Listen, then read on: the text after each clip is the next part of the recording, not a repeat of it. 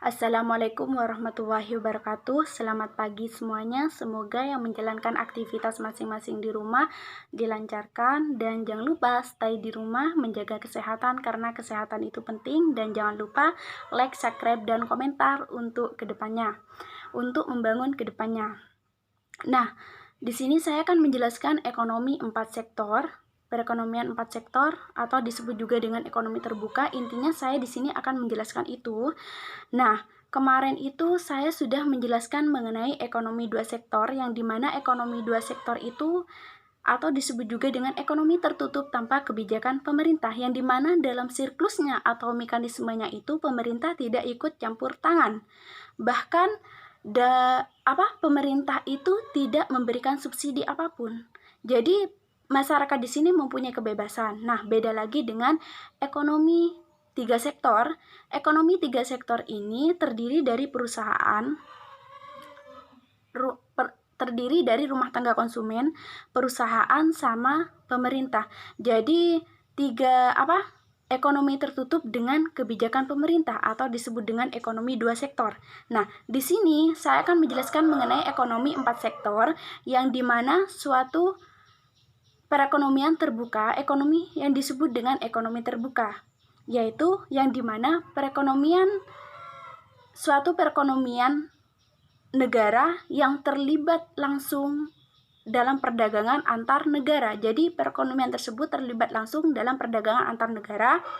Nah, di sini saya akan menjelaskan mengenai hal tersebut. Dalam siklus mekanismenya perekonomian 4 sektor ini terdiri dari rumah tangga konsumen, perusahaan, pemerintah, dan dua negara asing.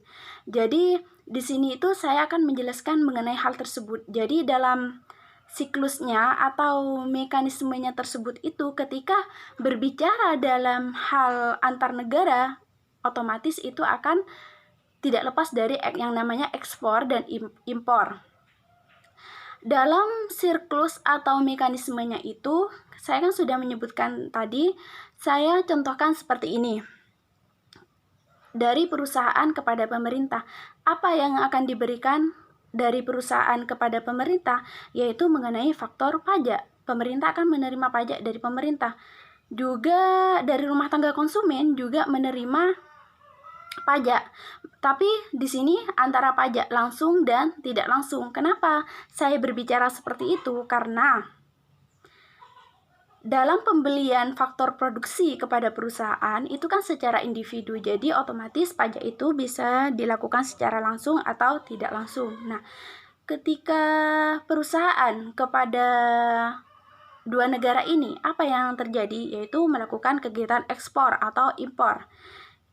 Nah, di sini dari kegiatan ekspor dan impor, pemerintah juga bisa memberikan ke perusahaan bisa juga mengenai infrastruktur pembangunan. Jadi bisa diberikan subsidi itu kepada perusahaan. Pemerintah juga memberikan subsidi kepada rumah tangga konsumen, seperti contohnya dengan listrik kayak gitu, dengan 1 bulan 1 kali tidak ada pembayaran. Jadi subsidi itu bisa juga diberikan kepada rumah tangga konsumen. Nah, di sini perekonomian terbuka 4 sektor di sini juga ada perekonomian mengenai impor. Perekonomian terbuka mengenai impor dan ekspor. Di sini saya akan menjelaskan mengenai impor, yang dimana perekonomian suatu negara yang impor itu pembelian dan pemasukan barang itu dari luar. Jadi semisal negara A ini kekurangan produk dalam negeri, jadi bisa mengimpor dari luar produk tersebut. Jadi otomatis ketika berbicara impor, menurut Manan di sini terdiri dari manfaatnya itu ada 3, yaitu memperoleh barang atau jasa yang dapat memperoleh barang atau jasa yang tidak dapat dihasilkan oleh negara itu sendiri.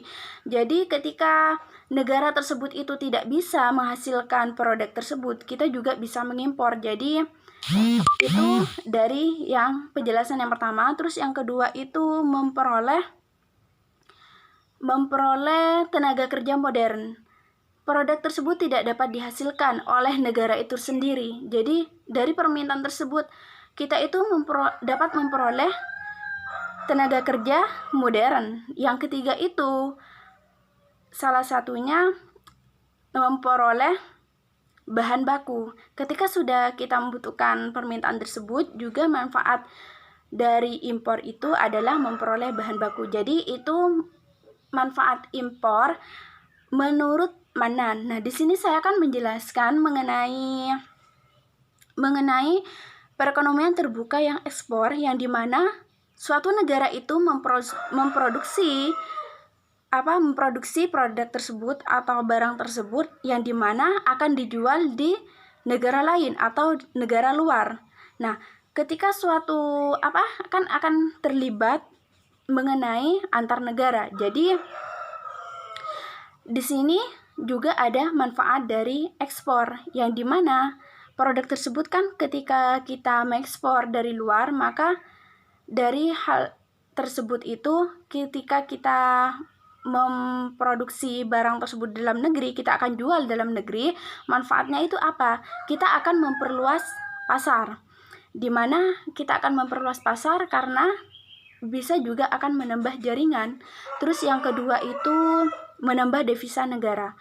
Ketika menambah devisa negara bisa dilihat dari hal apa? Ketika terjadi ekspor dan impor akan terlibat suatu negara, antar negara, semisal negara A atau B, maka dari situ ketika kita kita akan mengekspor, kita akan mendapatkan pendapatan, yang dimana juga akan bisa menambah devisa negara. Terus yang ketiga adalah